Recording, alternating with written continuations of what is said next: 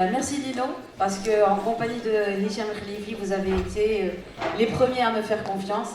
Et sans vous, je n'aurais pas été là aujourd'hui. Donc merci du fond du cœur.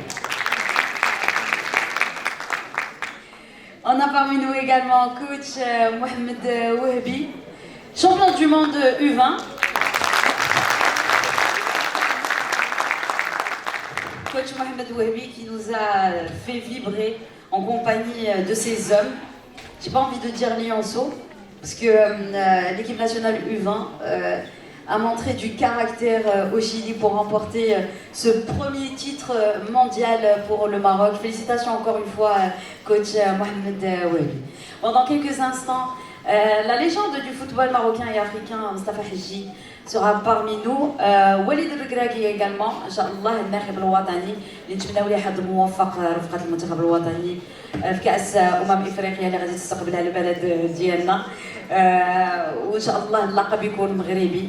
لاكوب غادي تدخل المغرب بعدا فين تخرج إن شاء الله كيف ما أكدها رئيس الجامعة الملكية المغربية لكرة القدم. وننتظروا كذلك لما لا يكون حاضر معنا فتحي جمال المدير التقني للجامعة الملكية المغربية لكرة القدم. لحظات غادي يكون معنا مصطفى حجي. قبل من ذلك nous on va commencer notre plénière parce qu'on est déjà un petit peu en retard. Alors Lino, vous qui avez suivi, commenté, vécu énormément de CAN, quel est selon vous le rôle de la presse sportive dans le développement du football africain? Merci Dounia, bonjour à tous, je suis ravi d'être là ce matin. J'ai toujours dit que nous avons des excellences au Maroc et parmi les excellences il y a justement l'enseignement supérieur. Donc chers enseignants, chers étudiants, chers amis, le journaliste sportif, je ne sais pas si je devrais dire ces choses-là, mais la première chose que je devrais dire, c'est que le journaliste sportif vous mène à tout. Ce qui n'est pas valable dans l'autre sens. C'est-à-dire un journaliste commun ne peut pas tout faire, alors qu'un journaliste sportif y arrive. Les journalistes sportifs qui,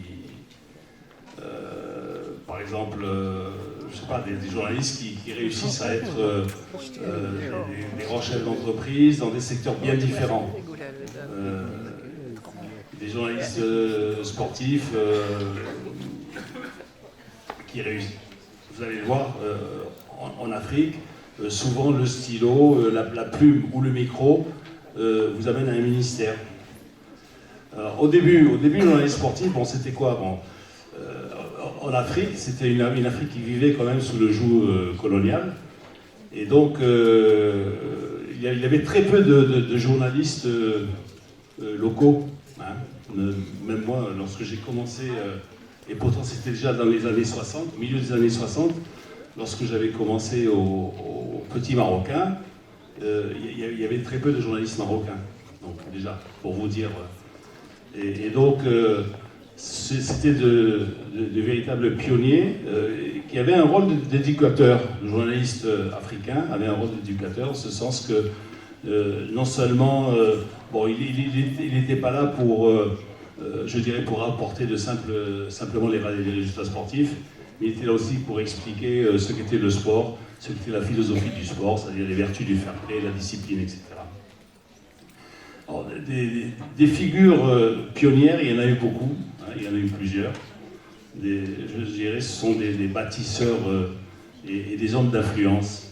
Alors comme nous sommes au Maghreb, moi je pense en particulier à des confrères, j'ai eu le plaisir de connaître d'ailleurs, en particulier à deux confrères tunisiens, Mohamed Bournim et Fawzi Marchou. Mais aussi je pense à mon frère, mon regretté frère Belaïd Bouhemi, ou encore à mon compagnon de lycée Kamal Halou, avec qui j'ai fait mes débuts à la radio en 1974. Ahmed Bournim, Ahmed Bournim, c'était une véritable légende du sport et du journaliste sportif, non seulement tunisien mais du monde arabe. Sa carrière il a été précoce. À 22 ans, il intégrait déjà l'agence de la TAP, Tunisie Afrique Presse, et il était très minutieux, tout ça. Il se partageait entre le desk politique, c'est-à-dire le desk national, et le sport. Et donc, il était vif, hein, d'une vive intelligence, et il avait la maîtrise des deux langues, aussi bien français que l'arabe. Et lorsqu'il était en reportage politique, c'est-à-dire après un discours, par exemple, de Habib Bourguiba, eh ben, lui, il était capable, tout de suite après le discours, il se mettait à la machine à écrire, et puis il envoyait la synthèse sur le fil, hein, ce qu'on appelle le fil, c'est-à-dire sur les telex, à l'époque de... Voilà. Il avait ensuite... bon, il jouissait d'une grande réputation, hein, dans les milieux sportifs, non seulement en Tunisie, mais dans le monde arabe. Il a participé à la création de plusieurs fédérations sportives, dont l'Union arabe de Kyushinshai, c'était une forme de karaté qui présida jusqu'à sa mort. Une autre grande figure du journalisme maghrébin, c'est Fawzi Marjoubi, qui est tunisien lui aussi, qui a commencé à la TAP lui aussi. Ensuite, c'était le grand spécialiste, si vous voulez, le spécialiste mondial du football africain. Voilà. Donc, il avait écrit un petit peu pour tout le monde, pour Jeune Afrique, pour Miroir du sport, Miroir du football. Et puis, ensuite, il a fait partie de nombreuses commissions des médias de la FIFA. Il était conseiller de presse pour la Confédération africaine de football, chef de presse pour les Coupes du Monde de 1994 à 2002. Voilà. C'était c'était l'ami du foot, l'ami des footballeurs. Et il suffit de dire que parmi ses derniers voyages, lorsqu'il est allé à Bamako en 2012, ben, il a logé chez Salif Keita. Belaïd Bouimid, je vais vous dire quelques mots, vous le connaissez tous. C'était le journaliste érudit, véritable pont, je dirais, entre le sport et la culture. Bon, il était chef des sports, patron de la rédaction sportive à Al-Bayan, mais ensuite il était aussi, si vous voulez, le patron de la page culture. Et donc, il se divisait, il se partageait entre le sport et la culture. Belaïd, c'était aussi, c'était le seul, je dirais, oui, je pense que je peux dire, c'était le seul et unique confident de Taïeb Sedeki.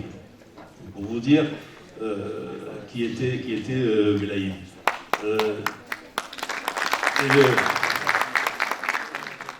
Le journalisme mêlant à tout, hein, bon, il a présidé l'Union africaine des journalistes sportifs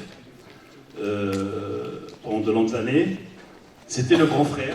Donc, ensuite, il a participé activement, je dirais, à des grandes institutions comme il a collaboré avec la Fédération marocaine de football, avec le Comité olympique, avec la CNOA aussi, donc il était très présent en Afrique.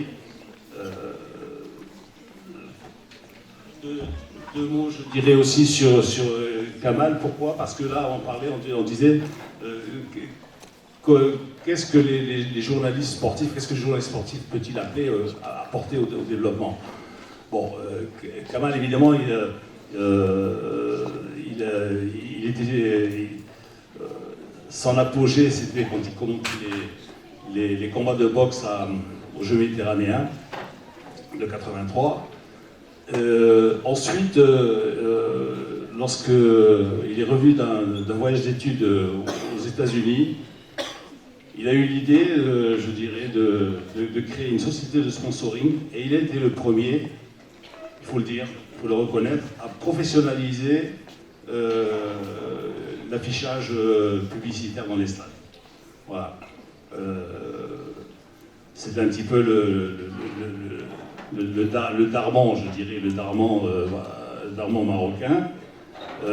Ensuite, il a été président de la fédération d'haltérophilie et il a été durant de longues années vice-président du comité olympique. Alors, ce qu'on peut dire aussi, c'est que le journalisme subsaharien n'est pas en reste, en particulier le journalisme centrafricain. Quand je dis Centrafrique, je ne dis pas tellement la République centrafricaine, mais le Congo, l'ex-Zaïre, la République démocratique du Congo, Sénégal et Côte d'Ivoire, par exemple, il y a des grands personnages comme Lucien Chimpumpu, Chimpumpu, hein, qui était une figure emblématique du journalisme sportif et un homme politique de la République démocratique du Congo, pour vous dire donc justement que le journalisme peut vous amener à remplir des tâches très importantes dans votre pays. C'est quelqu'un qui était réputé pour son objectivité. Il a couvert la quasi-totalité des expéditions sportives nationales et internationales de la RDC, notamment la Coupe du Monde 74. Donc, il ne faut pas oublier que l'ex-Zaïre, la République démocratique de Congo, ça a été le premier pays subsaharien à disputer une finale de Coupe du Monde, et le deuxième pays africain après le Maroc. Il était membre de l'association internationale, donc justement de l'AIPS. Il a eu un impact, je dirais, significatif sur le journalisme. Et son influence est restée notable, à tel point qu'il y a un prix de la liberté de la presse, donc, qui s'appelle Lucien Chimboupo. Voilà. Et puis il y a Steph Malonga, qui lui est congolais, Congo-Brazzaville. Lui, il a démarré un peu comme tout le monde, pigiste, etc. Et puis il a gravé petit à petit les échelles. Donc il s'est retrouvé ensuite à être correspondant de France Football. Il a travaillé ensuite à la radio congolaise. Et puis un jour, il a été appelé au cabinet de Jean-Claude Ganga. Jean-Claude Ganga, qui était président de la CNOA. Donc, il était aussi ministre de la jeunesse et des sports au Congo. Et donc, il faisait partie de son cabinet, c'était un de ses conseillers. Et comme le journaliste mène à tout, il s'est même retrouvé en 88, à partir de 88, il était en poste à Conakry, en Guinée, comme responsable de la communication de l'ONG américaine IFES. C'est la Fondation internationale pour les systèmes électoraux. Voilà. Et donc ensuite, il tournait l'affaire. À chaque fois qu'il y avait des élections en Afrique, il représentait cette association, cette ONG américaine. Voilà. Donc, ce qu'on peut dire, c'est que, comme je disais tout à l'heure, un fait marquant dans l'histoire de la presse sportive africaine, c'est la transition réussie par de nombreux journalistes vers des postes à haute responsabilité politique. Ce sont des parcours exceptionnels qui illustrent la puissance du journalisme sportif comme tremplin social et politique. Le journaliste sportif, aujourd'hui, le journaliste sportif africain se trouve à un carrefour, je dirais, fascinant, entre l'exploitation d'un réservoir de talents exceptionnel. Il suffit de voir dans certaines disciplines comme l'athlétisme ou bien le football, le football bien sûr, l'athlétisme, voire le basket, où vous avez une pléiade de champions du monde, de champions olympiques, de recordman olympiques, de recordman du monde. En athlétisme, par exemple, vous avez toute une pléiade de footballeurs professionnels qui font les beaux jours des grands clubs européens, pas seulement européens, comme on disait tout à l'heure, mais aussi asiatiques, même aux Amériques. Et le journaliste africain a un rôle de plus en plus important à jouer. Pourquoi? Parce que il a la connaissance du terrain, voilà. Et donc, en ayant la connaissance du terrain, il peut amener beaucoup au développement du sport. Merci beaucoup, Voilà. Lino. Vous m'avez dit 10 minutes. Hein. Merci beaucoup. Et magnifique et bel hommage que vous avez rendu ce matin à tous ces grands noms du journalisme sportif dans notre cher continent.